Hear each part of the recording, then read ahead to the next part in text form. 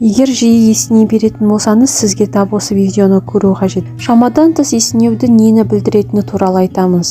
Алдымен басқа да пайдалы ақпараттарды жіберіп алмас үшін каналымызға тіркеліп, қоңырауша белгісін басып қойыңыз.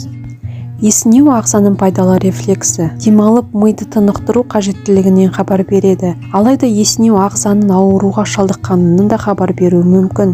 Созылмалы шаршау кезінде бір рет 8 сағат ұйықтау арқылы есінеуден құтылуы мүмкін. Бұл физиологиялық құбылыс адам бойына бірнеше ай немесе бірнеше жыл жүруі мүмкін. Күйзеліс. Күйзеліс жүрек ауруына шалдықтырады. Үздіксіз күйзеліс жүйке жүйесі мен жүректі ауру қылып, есінеуден көз аштырмауы мүмкін.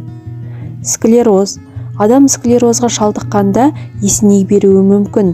Сондай-ақ көру қабілеті төмендеп, қол-аяғы тартылуы мүмкін. Бауыр жұмысының бұзылуы. Бауыр ауыратын адамдар ылғи есінейді. Бұл гормондық өзгерістермен және қатты шаршаумен байланысты.